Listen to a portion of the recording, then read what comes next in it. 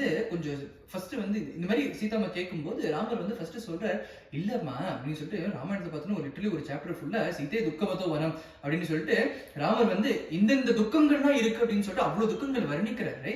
சொல்ற, சீதே நீ வந்து ஒரு அரண்மனையிலேயே பிறந்ததுல இருந்து ஒரு அரண்மனையிலேயே வாழ்ந்து பழகிட்டமா நீ.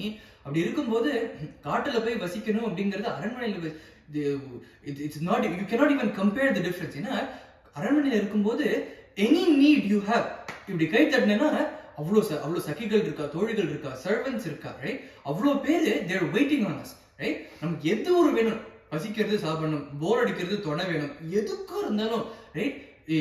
no matter the time of the day, ராத்திரி 12 மணிக்கு எழுந்து கை தட்டினா கூட வரதுக்கு ஆள் இருக்கா, ரைட்? ஸோ அப்படி இருக்கும்போது we are pampered, you are pampered. இதுல வந்து அரண்மனையில் இருக்கும்போது we are all pampered, right? அப்படி இருக்கும்போது காட்டுக்கு போனோம் அப்படின்னா கை தட்டினா ஒரு எக்கோ கேட்டா பெரிய விஷயமா இருக்கும், வேற யாருமே கிடையாது காட்டுல. அப்படி இருக்கும்போது நமக்கு என்ன வேணுமோ நம்மளே தான் அதை பண்ணிக்கணும், ரைட்?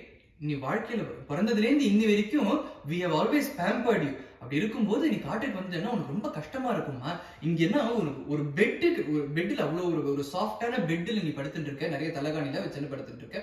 அங்க போனேன்னா நீ வந்து தரையில தான், கர்ப்ப சயனத்தை தான் படுத்துக்கணும், தரையில தான் படுத்துக்கணும், ஒரு கல்லும் முள்ளும் காலுக்கு மெத்த அப்படின்னு நம்ம சபரிமலைக்கு போகும்போது சொல்றோம். ஆனா உன் காலுக்கு அது மெத்தையா இருக்குமா சீதே? ஏன்னா உன் காலும் உன் சரணமும் இவ்வளவு மிருதுவான சரணம், உனக்கு அந்த கல்லையும் முள்ளியும் பட்டா உனக்கு சரியா வராது, அப்பேற்பட்ட ஒரு துக்கமா இருக்கும் சீதே, துக்கமதோ வனம் அப்படின்லாம் சொல்ற.